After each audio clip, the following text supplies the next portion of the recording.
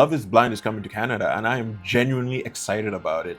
At this point, a lot of people have heard of Love is Blind. As much as I don't like reality TV, I've heard and watched Love is Blind. I like to refer to it as like Gen Z's Bachelors. And don't get me wrong, it is trash television, but I'm hooked. My girl made me watch a few back in 2020, and we've watched every single one of them.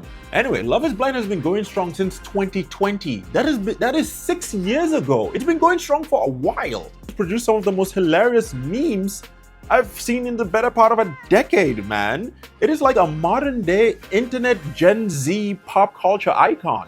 And the thing about the show, and genuinely, it's bad, but it's also so good. Weirdly enough, some of its best moments have nothing to do with the show itself, but the characters outside of the show in their real lives. A lot of the times, every season of Love is Blind brings some of the most toxic people I've ever met on TV. And it's like, they look like us, okay? They look like regular people. They don't look like no pin-up model or anything like that. They're regular people. And then we find out how toxic they are in and off the show. Look, they had crazy moments, okay? The concept of the show is two strangers go into a pod, and at the other side of the pod is another stranger, and the trick is they don't be seeing each other. So it's Love Blind. It's kind of like having to go through the hardest part of meeting a person without any visuals of them at all. I'm not even gonna lie, it takes the fun out of meeting a person. And I guess that's the point of the whole show, because the whole show is to try and prove if we as human beings need that. Why am I getting deeper into Love is Blind? Why is it actually law? Anyway, they try to determine if people even need to see another person to fall in love. They do, okay. Let's not freaking play around with that. Yeah, we need to see each other before we fall in love. That's the first thing. Blind people don't see each other. Wait, dang it, how do blind people fall in love? Anyway, I'm trying to say, they're trying to determine if people can fall in love without seeing people first. And it has been a train wreck, okay? As a human race, we kind of suck that way. The mess outside of the show is messy. And the mess inside the show is also messy. Weirdly enough, I like this show. Oh my God. All of that is coming to Canada. This is gonna be the best season. People on the internet, the Canadians on the internet, are excited because the combinations are endless. You Canadians, y'all know how crazy y'all get. A Newfoundlander is gonna date a Toronto man. Let me read some of the tweets. I need to see an Albertan and Quebecois separatists fall in love. The truly Canadians, because for me, that went over my head, okay? For the Canadians, I bet y'all are laughing at that. I bet y'all would watch that on television. Does this film during the hockey season, asking for a friend? People.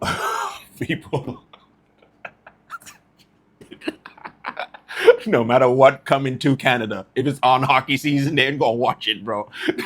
Hockey is traditional. Hockey is culture, okay? Entering the pod. Hey, bud.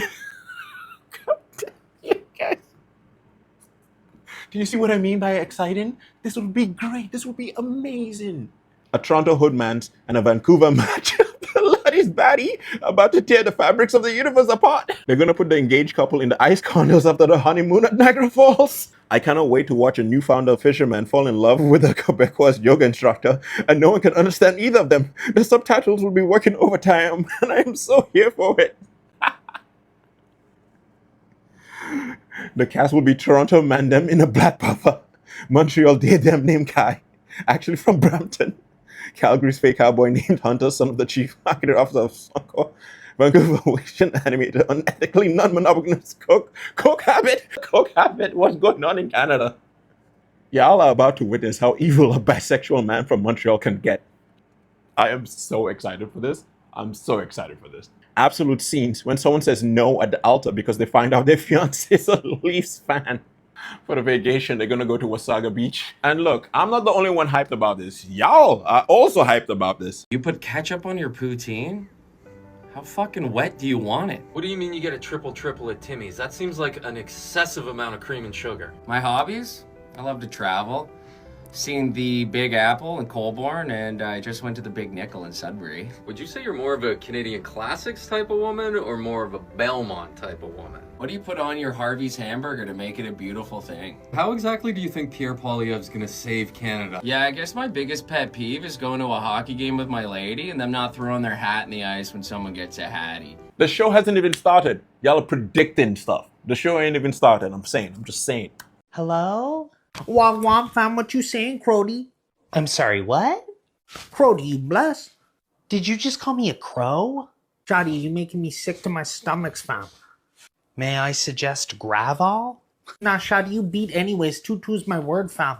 2 + 2 = 4? Next pod, please. Oh, I can't wait for all the accents. I just can't wait. This might be the best season of television ever. Social media is gonna go off. The other thing, some of y'all in Canada being sent this application. Is that a green flag or a red flag? Do you feel great about that or do you feel bad about that? You're so single.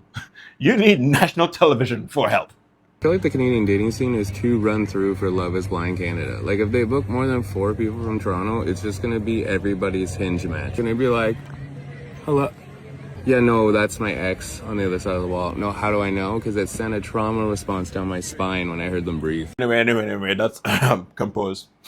That's all I'll be. Compose. All right. That's all I'll be watching. But in other news, there's this location that didn't get the Spider-Man posters. So this hero of an employee stepped up to the plate, the empty plate, to carry the whole cinema on his back by drawing the Spider-Man poster. But I'm not gonna lie, bro. He did a good job. He did better than me. Every Spider-Man has an origin story, but this one started with FedEx being late. With great power, there must also be great responsibility. With no poster, there must also come great drawing ability. I don't remember seeing this guy in Across the Spider-Verse, though. Spider-Man has no home looking ass. But I ain't gonna lie to you. Andrew Garfield in the Spider-Man movie No Way Home is my favorite Spider-Man and Peter Parker in that movie. In more news, the iconic Zanzibar has burned down. Burned down. I ain't gonna lie to you, Canadians, y'all are funny as hell because this newscaster over here, the early morning fire was so violent that it tore through the roof where it was believed that flames first broke out, leaving this adult entertainment venue itself partially topless. Dude. Cindy's routine must have been fire. The firefighters must be confused by all the fire poles. Anyway, but to turn it around. This footage from Moncton shows a young man riding on the roof of a vehicle while someone else is hanging out the window. The video was taken from another car. Police say they are gathering information about the incident. I get kids should be kids, but that's reckless. I don't think we were doing this back in the day. You know what I mean? Let me not actually ask the 90s babies that question because then they're gonna just flood the comments with crazy shit 90s babies did. You know what? Oh, man, I've gone this rabbit hole before. 90s babies are just on crack. The on crack generation. Okay, my bad. But with more Canadian collabs. This has to be the most I've ever spent at Tim Hortons. We got the entire Tim Hortons Harry Potter collection, including the magic wand. Bro, y'all have the most complicated relationship with Harry Potter, bro. Like, not gonna lie, I grew up watching Harry Potter. I love that shit. But I get it too. J.K. Rowling be saying some shit. Y'all remember when we found out about R. Kelly? It's the same energy, bro. Tim Hortons would do anything but make good coffee. I'm playing. I like Tim's. Anyway, for those of you who swear that Tim Hortons could not get any worse, well, what do you think now? I'm gonna lie, Hufflepuff does sound like the name of a donut. I hope you're not sick of Harry Potter because there's gonna be a light show. Just gonna cast Wingardium Leviosa on your Hydro Bell. Wingardium Leviosa. Well, fuck it, whatever. But now the most Canadian thing ever.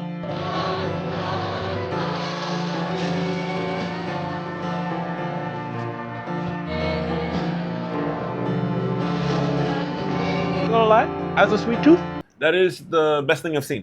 As an adult, what's stopping you from doing this? Free will is a beautiful thing. And well, CNE is back on the menu, boys. Girls, this is the date that will expose your man.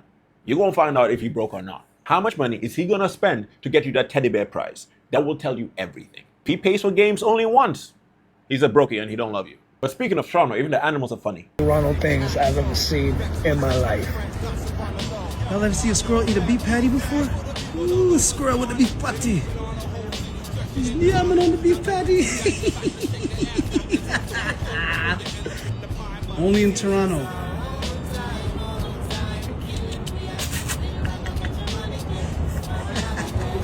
Hey man, the squirrel got good taste. Heck, your animals sure like their ribs.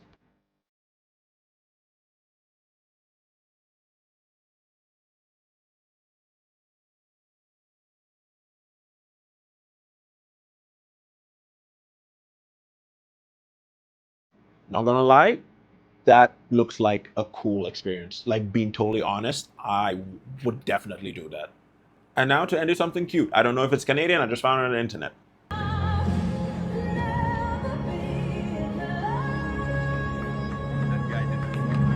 Oh, the dog! Oh my god! Oh my god!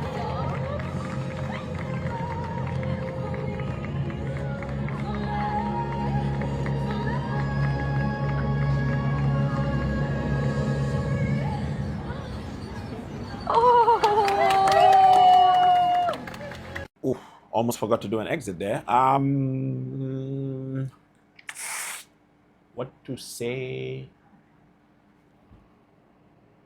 Bye?